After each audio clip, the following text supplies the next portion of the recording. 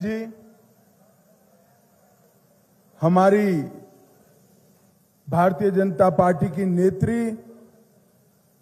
Doctor शहीद दरशक अंद्राबी जी, जुगल डोगरा जी, अब्दुल कयूम मीर जी, अरविंद शर्मा जी, जाहिद अहमद जी, पुष्पिंदर गुप्ता जी, करामात मलिक जी, लियाकत चौधरी जी, तनवीर मलिक जी, अरशद सामियाल जी, अरसलान मलिक जी, गुलजार कुरैशी जी, अब्दुल गनी शाह जी और आज जिनको जिताने के लिए मैं आया हूं ऐसे हमारे उम्मीदवार श्री जैनब इकबाल मलिक जी के लिए ताली बजाइए जोर से।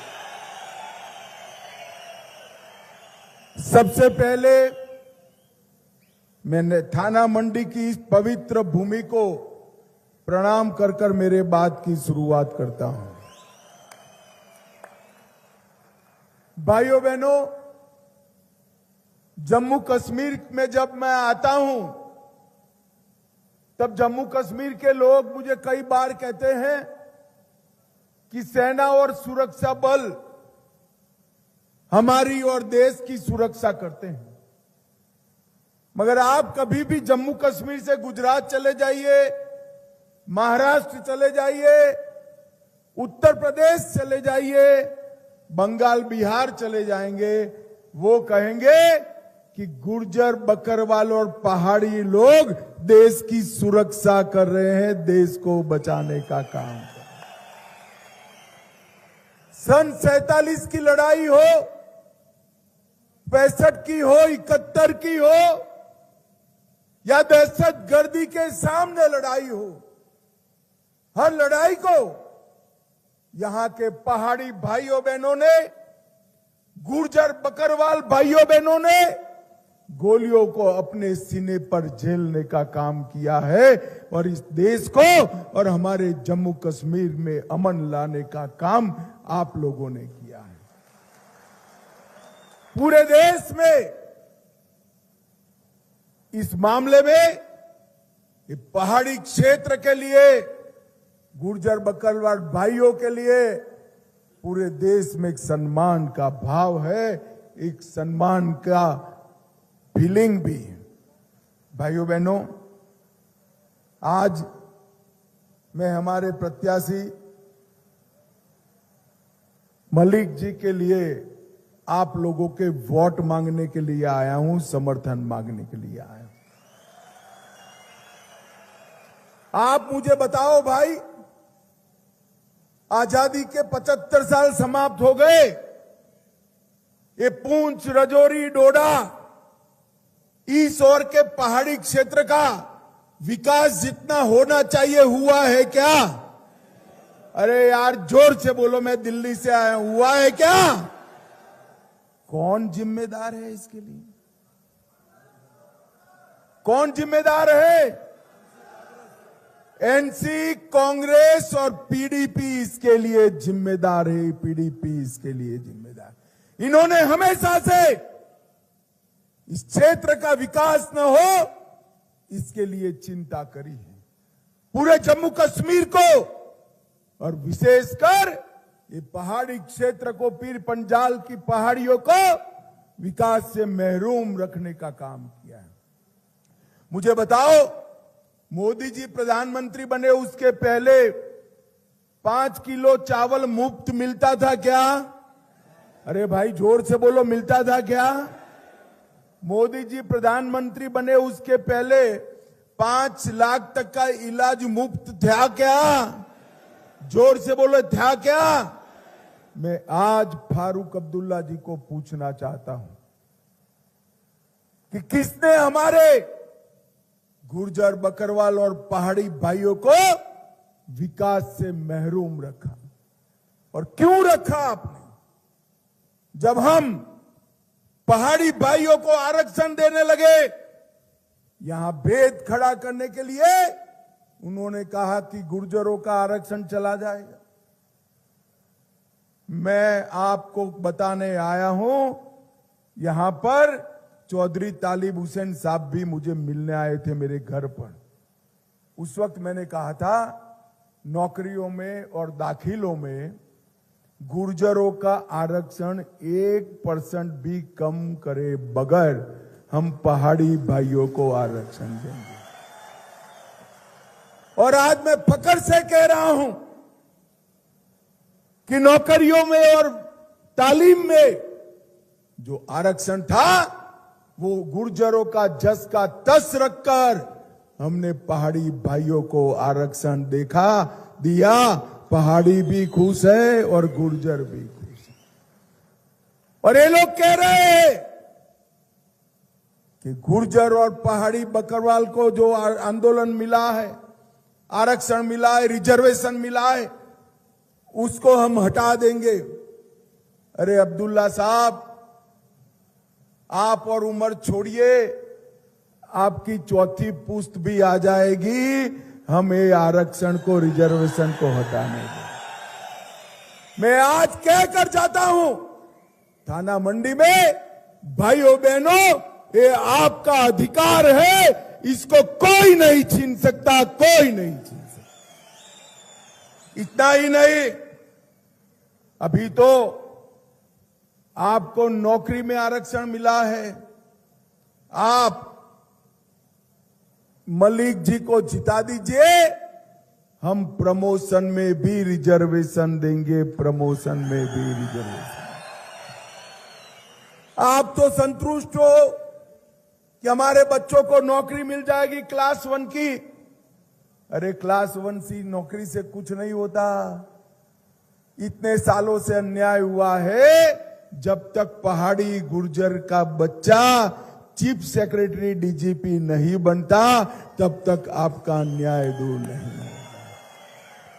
और ये प्रमोशन के अंदर रिजर्वेशन देंगे तो पहाड़ी बच्चे भी, गुर्जर बच्चे भी, बकरवालों के बच्चे भी चीफ सेक्रेटरी और डीजीपी बन पाएंगे। यहां दूर दराज के क्षेत्र में टैलेंट नहीं है ऐसा नहीं, हमारे बच्चे भी, ईश्वर ने हमें भी इतनी ही अकल दी है जितनी बड़े बड़े शहरों में है, मगर यहां ट्रेनिंग का अभाव है।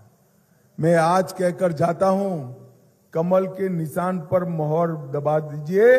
पूंछ रजौरी में आईएएस आईपीएस की परीक्षा के लिए हम ट्रेनिंग सेंटर खोलने जा रहे हैं। ये ट्रेनिंग सेंटर खोलेंगे इतना नहीं, बच्चे को वहां रहने का खर्च होगा, पहाड़ से आएगा, कोई गुर्जर बच्चा वहां जाएगा, खर्च होगा, उसको हर साल 10,000 रुपए का वजीफा देने का काम भी हमारी सरकार करेगी। अगर इनकी अच्छी ट्रेनिंग हो गई, इनको अच्छे से पढ़ाया लिखाया गया, स्किल का ट्रेनिंग हुआ, इंटरव्यू देने का ट्रेनिंग हुआ, तो वो बच्चा आसानी से आईएएस आईपीएस बन पाएगा। और जम्मू कश्मीर छोड़ो, कश्मीर से कन्याकुमारी और गुजरात से बंगाल तक हमारे बच्चे आईएएस बन पाएंगे। इसकी व्यवस्था जनाब नरेंद्र मोदी जी करने वाले हैं, नरेंद्र मोदी जी। भाइयों बहनों, ये लोग कुछ दिया नहीं है और लेने की बात करते हैं। ये कहते हैं कि हम रिजर्वेशन का पुनर्विचार करेंगे। मैं फिर से कहकर जाता हूं, हम रिजर्वेशन का पुनर्विचार नहीं करने देंगे।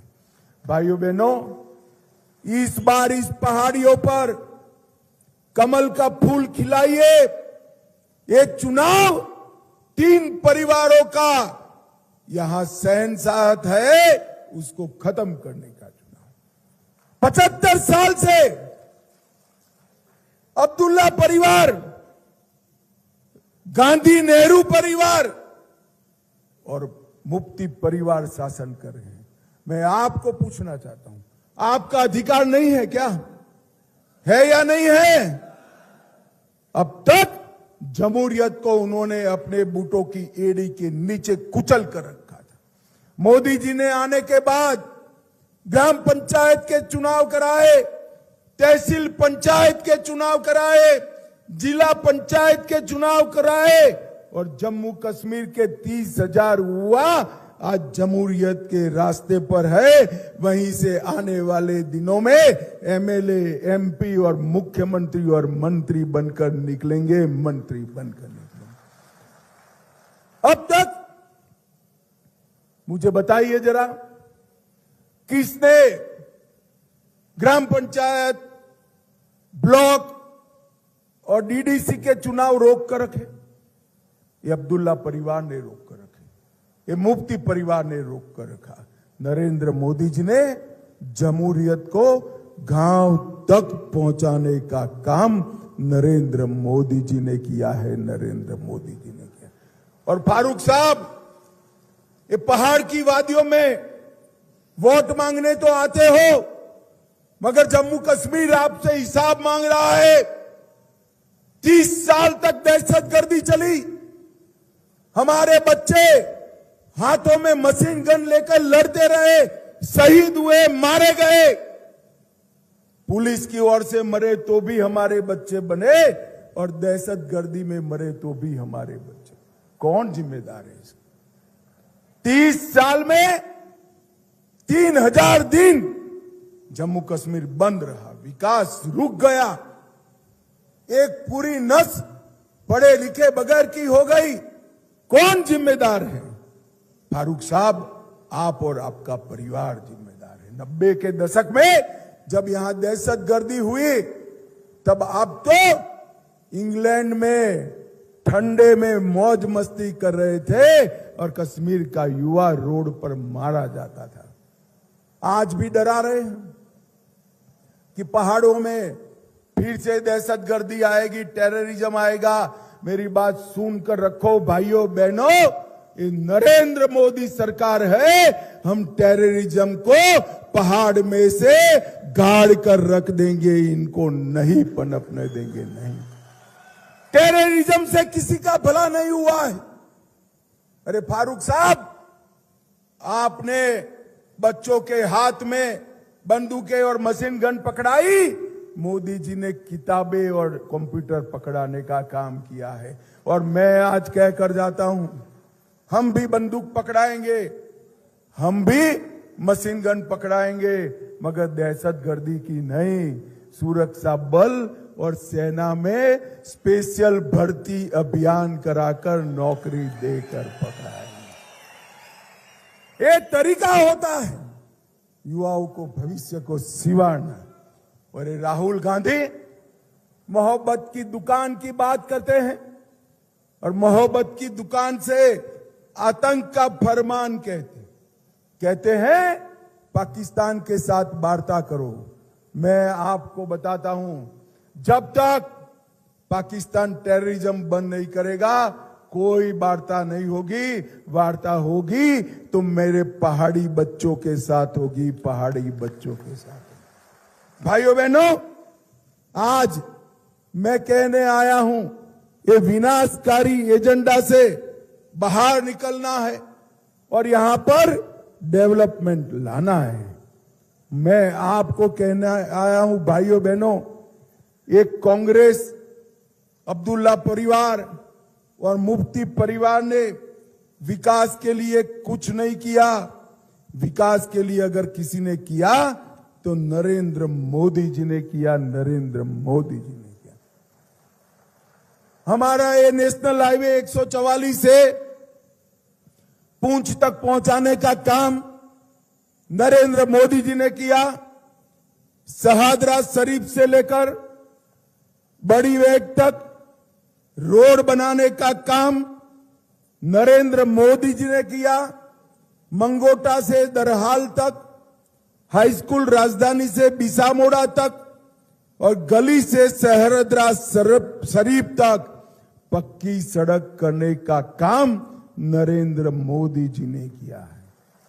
और 2 कैबिनेट पहले ही मोदी जी ने तय किया है कि देश भर के पहाड़ी क्षेत्र में 50 की भी जहां आबादी है, वो सारे गांव, मजरे, टोले को, वो आबादी को पक्की सड़क से जोड़ने का काम नरेंद्र मोदी सरकार करेगी। इसको सबसे बड़ा फायदा हमारे पहाड़ पर होने वाला है।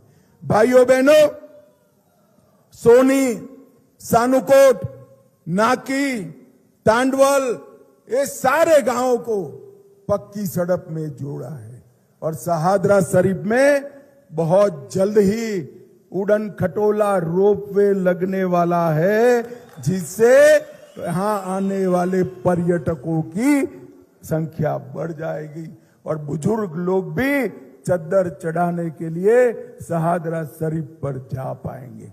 भाइयों बहनों, थाना मंडी में नया फुटपाथ बनाया, मुगल रोड में रेस्ट हाउस बनाया, थाना मंडी में जिला अस्पताल का निर्माण हुआ और पहाड़ी समाज को रिजर्वेशन देने का काम भी नरेंद्र मोदी जी ने किया है। भाइयों बहनों, मैं आज आपको कहकर जाता हूं, हमारा संकल्प पत्र, घोषणा पत्र है कि पहाड़ पर सबसे वरिष्ठ महिला जो घर में है, वो हर महिला को सालाना 18,000 रुपया देने का काम नरेंद्र मोदी जी करें। उज्ज्वला के लाभार्थियों को 2 सिलेंडर मुफ्त दिए जाएंगे। इसके साथ साथ गैस सिलेंडर का दाम 500 रुपया कर दिया जाएगा, ये हमने तय किया। किसानों को 6,000 रुपया मिलता है, अब से 10,000 मिलेंगे और कृषि के खेती के बिजली दरों में 50% की हम राहत करेंगे और पहाड़ पर 500 पॉइंट तक बिजली का बिल हम माफ कर देंगे। जम्मू में एक अंतर्राष्ट्रीय हवाई अड्डा बनाएंगे, जम्मू में मेट्रो ट्रेन चलाएंगे, तवी रिवर फ्रंट बनाएंगे, रणजीत सागर बांध के लिए अलग झील बनाएंगे और मैं पूंछ रजौरी वालों को कहकर जाता हूं, अपने 5 तालाबों के आसपास पहलगांव जैसे 2 बड़े शहर बनाएंगे, जिसमें दुनिया भर के यात्री आएंगे। भाई, पहाड़ी यहां भी है, वहां भी है, बर्फ यहां भी है, वहां भी है, हरियाली यहां भी है, वहां भी है। 75 साल तक यहां नहीं बना। क्यों नहीं बना? क्योंकि वो चाहते नहीं थे। मैं आपको बताकर जाता हूं, भारत सरकार 2 शहरों का विकास करेगी जो पहलगांव की तरह एक विश्व भर में, पूरी दुनिया में पर्यटन का सेंटर बनेंगे, जिससे हमारे पर्यटक बढ़ेंगे। और भाइयों बहनों, मोदी जी के राज में 2014 के पहले पर्यटकों की संख्या 30 लाख तक सीमित थी। अब 2 करोड़ से ज्यादा पर्यटक जम्मू कश्मीर में आ रहे हैं। ये नरेंद्र मोदी जी के शासन का कमाल है। हम 5 लाख सरकारी रोजगार पैदा करेंगे।